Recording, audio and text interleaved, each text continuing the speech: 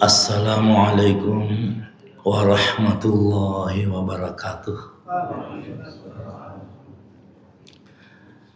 Alhamdulillahi rabbil alamin. Wabihi nasta'inu ala umurid dunya waddin. Wala udwana illa ala dhalimin. Ashhadu an la ilaha illallah wahdahu la syarikalah. Wa ashhadu anna Muhammadan abduhu wa rasuluhu la nabiyya ba'dah. Allahumma salli wa sallim ala nabiyyina Muhammad wa ala alihi wa sahbihi ajma'in.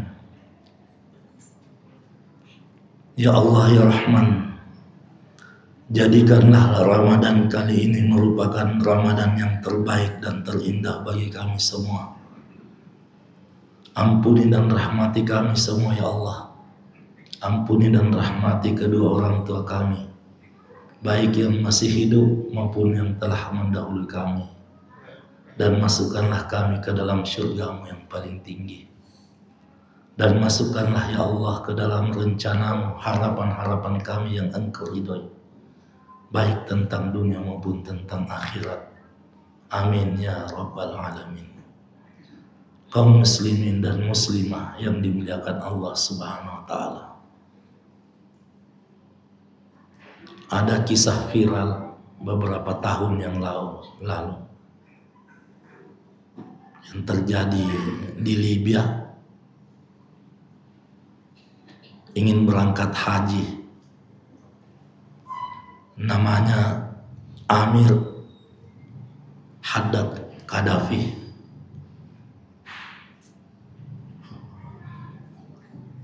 Tapi tiba-tiba paspornya bermasalah. Akhirnya rombongannya semua berangkat, sisa dia tidak.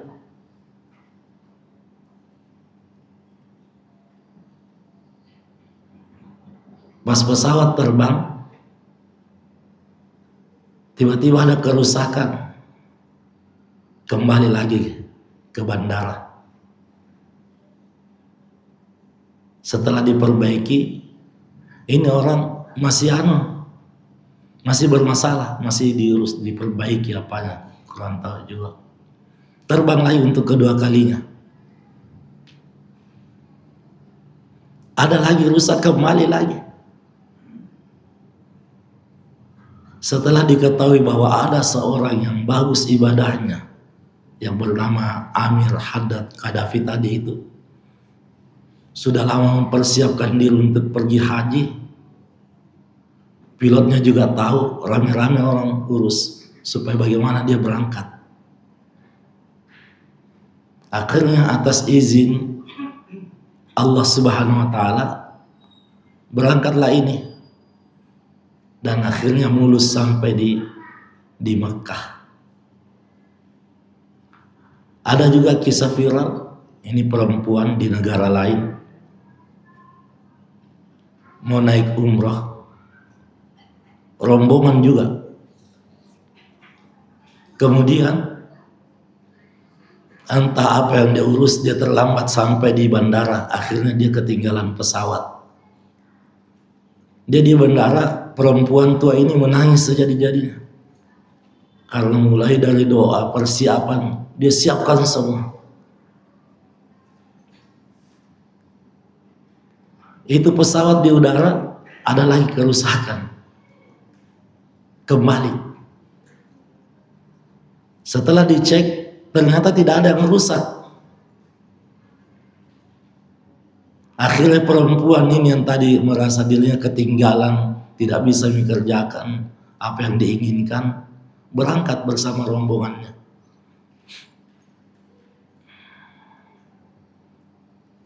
Ada lagi kisah, ini masih tentang pesawat. Dokter ahli tulang dari Pakistan yang sangat terkenal. Dia ingin mengadakan rapat di suatu tempat, sehingga dia harus memakai pesawat kecil supaya cepat sampai. Ternyata setelah terbang ada kerusakan dan pilotnya harus mendarat darurat di tempat yang agak luas. Akhirnya dia mendarat di situ. Ini dokter karena ngotot ingin menghadiri itu acara, ada di situ mobil, ya, dia rental dengan sopirnya karena masih didapat ini kalau cepat. Akhirnya dia balap ini. Tapi di suatu tempat ada hujan deras, akhirnya mobilnya mogok di situ. Pupuslah harapan untuk mengikuti rapat. Kotor semua badannya, ada rumah kecil di situ. Di situ dia mau numpang membersihkan badan, mungkin dia mau numpang sholat. Ternyata di rumah itu cuma ada ibu-ibu yang sudah tua bersama dengan cucunya. Masuklah dia, dilayani baik. Apa yang dia butuhkan diberi oleh ibu-ibu itu. Tapi ini ibu-ibu asal sudah melayani tamunya, masuk lagi ke kamarnya, keluar lagi sesudah itu, melayani lagi. Sudah melayani, masuk lagi, lihat. Ternyata cucunya sedang sakit, lumpuh. Bertanya lagi di dokter. Ini ibu-ibu nggak tahu kalau yang datang ini dokter. Kenapa cucu lumpuh? Semua dokter yang ada sekitar ini saya sudah datangi semua. Dan dia menyarankan, ada salah satu dokter menyarankan, saya harus pergi ke Pakistan, kota Pakistan. Ketemu dokter ini, disebut namanya. Ternyata setelah disebut namanya oleh ibu-ibu itu, namanya ini orang. Dan memang ini ibu selalu berdoa supaya bagaimana bisa dipertemukan dengan itu orang, agar cucunya bisa sembuh. Karena ini ibu nggak punya biaya ke Pakistan, ini orang dokternya yang belikan sebuah tiket, yang persiapkan fasilitas di sana. Dan dia menangis. Yang ibu cari, yang ibu inginkan ketemu adalah saya ini. Singkat cerita, akhirnya ibu itu sama cucunya terbang ke Pakistan. Dan akhirnya anaknya itu sembuh. Ada lagi kisah yang cukup viral, ya. Imam Ahmad bin Hanbal menceritakan kisahnya bahwa tiba-tiba ada hasratnya ingin mengunjungi suatu kampung yang cukup jauh jaraknya dari tempatnya. Di kampung itu tidak ada temannya, tidak ada kenalannya, tidak ada keperluannya. Tiba-tiba saja hasrat ke sana nih. Akhirnya dia persiapkan bekal pergi ke tempat itu. Sampai di tempat itu, Isya dia sholat di masjid. Setelah sholat bubar, Imam Ahmad bin Hanbal ini mau bermalam di masjid, tapi dilarang sama marbot. Akhirnya dia duduk di emperan. Dari situ dilihatlah ada orang yang melihat tukang roti menawarkan, mau bermalam di rumahku? Ya, silakan. Terima kasih. Akhirnya Imam Ahmad bin Hanbal bermalam di rumahnya tukang roti itu. Setelah dia masuk ke rumahnya, dipersiapkan tempat, kembali tukang roti ini mengadon adonan rotinya. Tapi bibirnya tidak pernah berhenti berzikir dengan zikir istighfar. Astagfirullah, astagfirullah, astagfirullah. Pokoknya berzikir terus, astagfirullah, astagfirullah, astagfirullah. Akhirnya Imam Ahmad bin Hanbal bertanya kepadanya, karena penasaran, sudah berapa lama engkau mengamalkan kalimat istighfar ini dalam hidupmu? Tukang roti itu menjawab, sudah 30 tahun. Apa hasil yang kau dapatkan? Tukang roti itu menjawab, 30 tahun saya amalkan ini kalimat istighfar, berjalan, duduk, berdiri, saya ucapkan terus istighfar.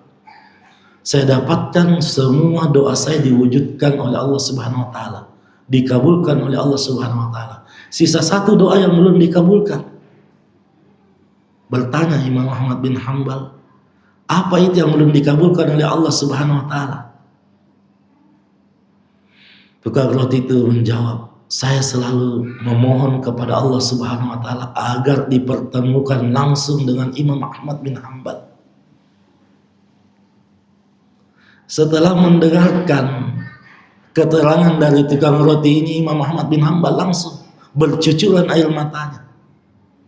Lalu dia berkata, malam ini Allah Subhanahu wa taala kabulkan doamu. Doamu lah yang membuat aku pergi ke sini, sehingga Allah Subhanahu wa taala mengarahkan aku ke sini. Padahal saya di sini tidak ada teman, tidak ada tujuan, tidak ada juga keluarga. Tiba-tiba saja muncul hasrat untuk ke tempat ini.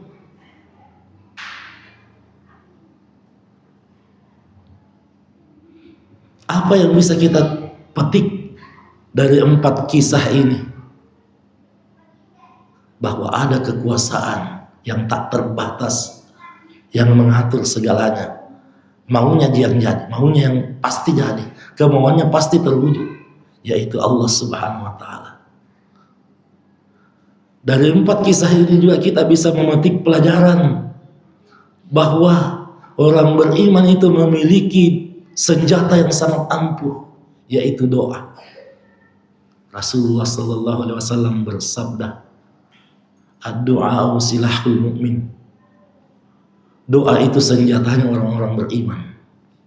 Tapi sayang, seribu sayang, senjata ini terkadang disepelekan dan tidak dipergunakan dengan sebaik-baiknya.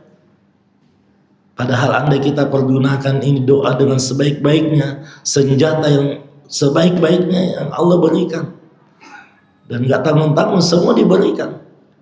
Asal dia beriman, dia memiliki ini senjata yang ampuh.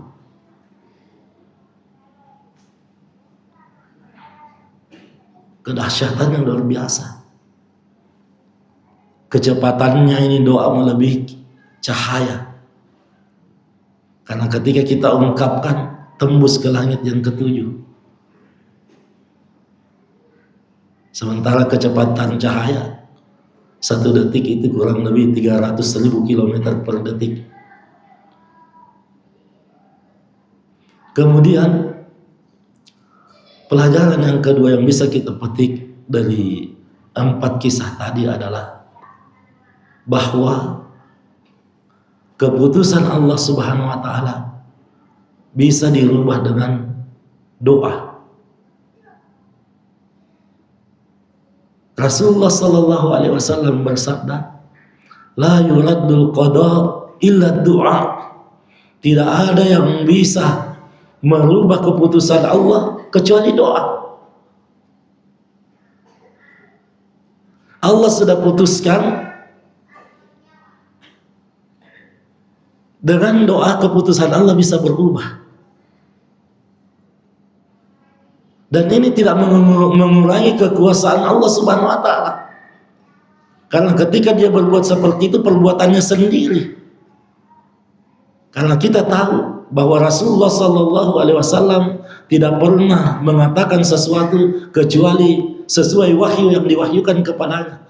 Berarti Allah Subhanahu wa taala memberi wahyu kepada Rasulullah, ucapkan ini. Berarti perbuatan Allah juga. Ucapkan la yuraddul qada illa du'a. Tidak ada yang bisa merubah keputusan Allah kecuali doa. Allah berfirman di dalam Al-Quran, wa ma yantiqu 'anil hawa in huwa illa wahyu yuha.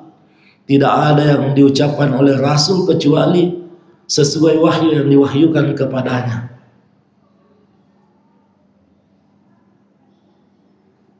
Di zaman Nabi Musa ada perempuan yang bertanya kepadanya, wahai Nabi Allah, tolong tanyakan Allah tentang diriku, bagaimana keadaanku ini. Aku ingin punya anak. Akhirnya Allah Subhanahu wa taala, Nabi Musa bertanya kepada Allah, ya Allah, bagaimana keadaan perempuan ini? Allah Subhanahu wa taala menjawab, aku sudah putuskan, takdirkan bahwa perempuan itu tidak bisa punya anak. Jawaban ini disampaikan kepada perempuan itu. Perempuan ini setelah mendengarkan jawaban bahwa Allah sudah putuskan dia tidak bisa punya anak, tambah semangat berdoa. Karena perempuan ini perempuan yang beriman. Minta terus kepada Allah. Ya Allah, karuniakan aku anak ya Allah. Karuniakan aku anak ya Allah. Tidak ada keraguan sedikit pun tentang permintaannya ini. Berselang lama pergi lagi ke Nabi Musa, tanyakan, ya Nabi Musa, wahai Nabi Allah, tolong tanyakan lagi Allah, bagaimana keadaanku sekarang. Akhirnya ditanyakan oleh Nabi Musa kepada Allah, bagaimana keadaan perempuan ini. Lalu Allah Subhanahu wa taala menjawab dengan jawaban yang sama. Aku sudah putuskan perempuan itu tidak bisa punya anak. Diberitahu perempuan itu, Allah sudah putuskan engkau tidak bisa punya anak. Perempuan ini pergi tidak berkurang keyakinannya dengan permintaan. Bahkan dia terus merengek kepada Allah, ya Allah, karuniakan aku anak. Karuniakan aku anak. Beberapa tahun kemudian Nabi Musa alaihissalam bertemu dengan perempuan itu. Namun perempuan itu sedang menggendong anak. Sedang gendong anak, tapi Nabi Musa bilang dalam hatinya, bukan anaknya ini. Mungkin anak keponakannya atau anak tetangganya. Tapi Nabi Musa bertanya, siapa anak yang engkau gendong? Perempuan itu menjawab, anakku sendiri, anak kandungku. Kagetlah Nabi Musa alaihissalam. Mengapa ada orang yang sudah ditakdirkan, diputuskan oleh Allah tidak bisa punya anak, kok sekarang punya anak? Bertanya kepada Allah, ya Allah, kenapa bisa seperti ini? Padahal engkau sudah putuskan bahwa perempuan itu tidak bisa punya anak, tapi sekarang kenapa bisa punya anak?